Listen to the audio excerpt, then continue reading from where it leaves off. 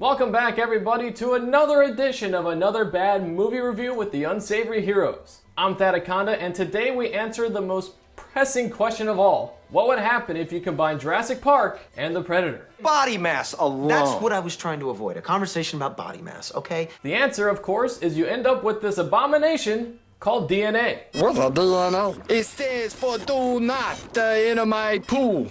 Ass man. And boy, are we in for a good one. Now, we've all seen movies that copy from or just flat out rip off other films, but this one, it's like they weren't even trying to hide the fact what they were doing. They took a cookie cutter plot, elements here from Jurassic Park, and then ended the movie with Predator, and we wound up with this. And you'll see what I mean here in just a few moments. When I first watched this movie was a long time ago. I was maybe 10, and it was like 2 in the morning, and I caught the very end on TNT or TBS, one of the two. And then I thought it was only Predator this thing ripped off. But after watching it now as an adult, wow, was I wrong. And you can't even miss it. It stars Mark Dacascos, whom you may know from a recent film called John Wick Chapter 3 Parabellum, or maybe one of his other roles, such as the chairman from Iron Chef, or Billy from Double Dragon. God, please don't make me have to review that one too. He also had a role in The Island of Dr. Moreau, which came out about 5 months after this. Jürgen Prochnow plays the villain in this flick. He's been in a lot of things, 140 credits to his name according to IMDb, but none of them, in my eyes especially, comes close to his performance as that of Judge Griffin from Judge Dredd. I am the law! William Mesa sits in the director's chair for this one, and don't worry if you've never heard of him, because this was the last movie he was the head of. And again, this movie was released in 1996. That's it for the pre-movie introduction, so let's do our due diligence and dive headfirst right into this dumpster fire that is DNA. We're immediately introduced to our main character, Ash. He's a doctor in a not-so-well-off place and is tending to a bloody child. Dr. Carl Wessinger stops our good doctor to introduce himself. Well, $20, 20 minutes. One Friday, you and me, Fry Man. Blow the lid off the joint! I guess he didn't mind Ash's hands being covered in blood before the handshake. Carl unloads exposition on us about how Ash was ridiculed for some thought he had back in the day, and how he shouldn't be spending his days wasting away with these people. He then shows our protagonist the Good Will Hunting formula. Sorry. What do you do? Yeah, anyway. My best friend is Ben Affleck. Explaining how he solved Ash's equation about something about genetics. I don't know, I wasn't really paying attention. Carl is able to coerce Ash to hunt down the beetle responsible for being the key to the equation. Fun fact to this little math problem he has on the board, it was actually the secret recipe to KFC. And apparently in the DVD release they had to edit it to avoid any lawsuits. Smart move by the filmmakers because it sure as hell didn't make a lot of money. At the Temple of Doom where the Beatles are located, there's an obvious daunting scripture on the entrance. Ash seems to be the only person who knows the location of this cave. And if you look, it takes 3 people to open the entrance. You're telling me he didn't give anyone a heads up before they got there and have everyone prepared for what they were about to be in for? He didn't already know about this scripture on the front? Oh, by the way, we're now 10 minutes in and there's still credits popping up on the screen. Who the hell edited this thing? This is filmmaking 101. This no-name guy willfully puts his arm up a hole, and you just know what's going to happen next. Well, I was wrong. Point for you, movie. Turns out this obviously evil German guy is an asshole and shoots Ash in the chest. Somehow, all of the gunshots cause the place to collapse. And, despite taking a bullet that at the least should have incapacitated him, Ash is able to fight someone off and survive the attack. Carl arrives at the jungle and we see some sort of ancient burial site he and his team have been working at, which has uncovered some sort of ancient monster. Because, you know, uncovering ancient beasts will always end well. 2 years later, Ash has grown his hair out to look like Liu Kang to get the attention of Mortal Kombat fans. He runs into a character that has absolutely no point of being in the movie other than to be the audience's source of exposition dumping, a doctor named Claire Summers. One huge oversight by the filmmakers in this one was explaining how Ash got out of that collapsed cave with a bullet wound in the left side of his torso. But I guess they just figured, what the hell, we'll just keep going. Inside the hospital, some kid has brought in the 3rd horribly mangled body of the month. Here, Claire apologizes to Ash for not knowing who he is and gives her explanation for why she's there. She works for the US government. She was sent in to help with the situation. Now my question is, did no one brief her on who she would be working with? She had no idea who Ash was when she ran into him on the street. Did they not give her a picture of the doctor she would be exclusively working with? She was looking for him when they ran into each other on the street. How does she not know what he looks like? Claire explains to Ash that Carl is still alive. Ash believes Carl is dead because he read it in the papers. How did Ash not know that Carl was still alive? Again, we don't see any of the aftermath of the cave after it collapses. So we can really only go off of Ash assuming that Carl fell down the gigantic cliff.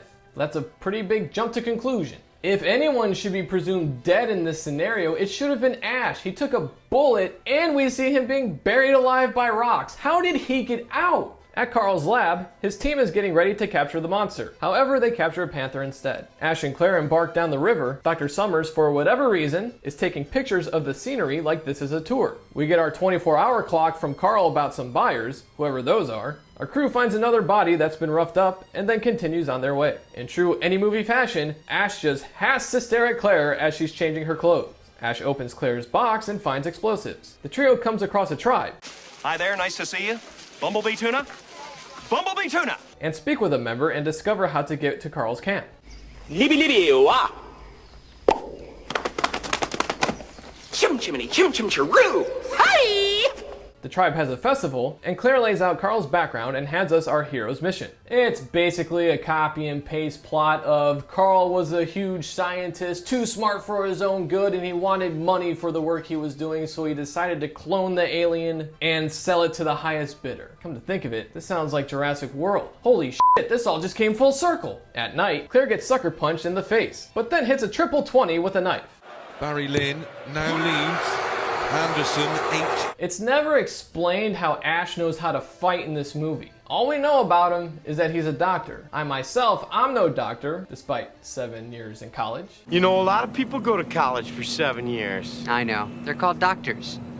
But what I can tell you from personal experience going to the hospital a lot, I haven't seen too many doctors who are as jacked as this guy. And the ones that are, I'm willing to bet about 80% of them, just a rough estimate, don't know how to fight the way this guy does. Now, Dacascos in real life, he does know martial arts, but that doesn't explain how his character in this movie knows how to fight. The next day, the three arrive at Carl's ranch and just waltz right in. They find the abandoned lab and do some digging. You didn't say the magic word. They discover the creature doesn't like loud noises or bright light. He hates bright lights. They also find out Carl has apparently reanimated an alien. And then we get our first dose of the Predator influence. The kid wanders off and gets cornered by a henchman who is then killed by the alien. Ash and Claire get chased by the monster, and Claire yells at Ash like it's his fault the door won't open. Carl opens the door just in time to rescue our heroes. The evil doctor leaves enough time for Ash to run through the door right before the alien approaches. Carl, earlier in the movie, made sure that Ash was shot and left for dead in the cave, but here, he lets him live. Yeah, that makes sense. With the gang locked in a room, Claire once again explains to the audience that if she doesn't report, then the site will be neutralized. The movie becomes the subplot of Jurassic Park as they need to get the generator up and running in order to keep the electrified fence going. Hatton, who never wanted to be a part of the mission anyway, is of course the first to die out of our new group. As the alien is about to snatch the kid, Claire has the bright idea to go paparazzi on it. Reinhardt and his men show up, and Ash and Claire are tossed into the pit. Carl shoots Lauren to use as more bait for the alien. We then get this Alien 3 scenario where the mercenaries have to close certain doors in order to force the alien to go a certain route. Ash goes MacGruber and takes out the guards one by one.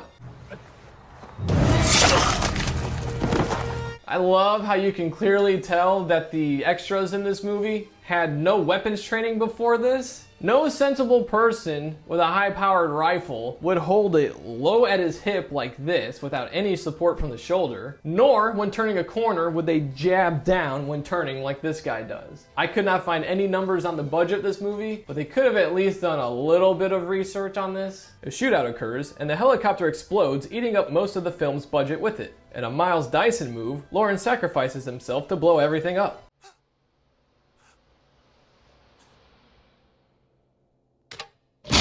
Carl goes out in the most epic fade-out effect I've ever seen. A phenomenal pursuit takes place on the river as the trio attempts to outrace a helicopter firing rockets at them. Both Claire and Ash probably should have been brutally injured after crashing the boat, but of course they're just fine. In another Predator influence, the alien uses active camouflage. Apparently, it can only notice something in its presence through movement. Peter, there's a hooker on the bed. Hi. Stand perfectly still, Lois. Their vision is based on movement. Where'd you go? How many rockets does this helicopter have? Oh my god. This may have been 1996, but this looks like trash. The three stroll through the jungle, but the kid gets bitch slapped into oblivion. Ash shoots the monster in the back, chasing the alien off. I'll give the movie a lot of credit here. They had the balls to kill a kid. Although, come to think of it, no one actually checks if he's actually dead. They're just holding his body. What if he was just like very badly injured and, you know, had a low pulse and was still barely hanging on? Do they end up just burying the kid alive without any medical assistance? I'm not dead! Ash contaminates the water by dipping the boy into the freshwater lake, then proceeds to put him on a conveniently placed table in the middle of nowhere. Speaking of middle of nowhere, we get an out of nowhere montage where Ash gears up with weapons containing poisons from the beetle. Well, here we are again with Ash somehow knowing how to fight. It's never been explained that he's part of this tribe. He knows who the tribe is, but where did he get all these markings from? He takes off his shirt and they're already there. I mean, I get with it being an all-powerful alien, they need a human to go toe-to-toe with it, but I'm guessing they had to have forgotten to write a backstory in, or if they did, they didn't have it in the budget to film it. Only thing I can think of. Ash sets up traps for the alien. Look, I have a rough idea of how pulleys and levers work, but there is no way, no chance this guy set all this up by himself. Especially not in what looks like one afternoon. Look at how huge this log is. He had to find that first, get the rope around it, get the rope high enough to where he could pull to have the log go that high. There's no way by himself he is doing this. He would have needed at least 3 other people to help him out. He also has to set up the tripwire for the log. As Ash waits, the alien pops up right in front of him. This, understandably, freaks the shit out of Ash and he starts to run. Okay, my brain hurts thinking about this. We just saw not but 10 minutes ago, Claire and Ash lying on the ground right in front of the alien and it didn't see them. But now he's crouching there perfectly still and the alien goes for the attack. Where's the consistency with this movie? In another Predator-like sequence, we get a chase from behind camera shot.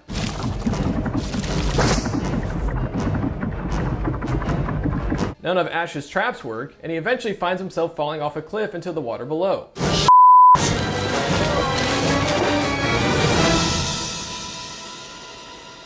Honest question, it has to be asked. Was this movie a Predator script reject? Because this is almost the exact same thing that happens in that movie. If it's not and they didn't get permission, I don't know how they weren't sued. I guess because the whole movie is different enough. That has to be the only way. The only thing that's missing is Ash covering himself in mud. Ash gets smacked by the alien and the tribespeople start throwing their spears at the monster. Claire, in all of her book smarts, throws a loaded rocket launcher at Ash. Because, you know, if he misses or her throw is off, that won't cause a giant explosion that kills everyone in the area. Ash then jumps off another cliff and spin shoots a rocket into the alien's mouth. Well, another inconsistency. We just saw in the montage before, the tribe people explained the beetle's blood will weaken and kill the alien. Yet it turns out a perfectly placed rocket will do the trick. So what's the point in even having the beetle blood involved? And where was Claire standing that she's close enough to soft toss the gun to Ash, but far enough away to where this gigantic explosion goes off and she's perfectly fine?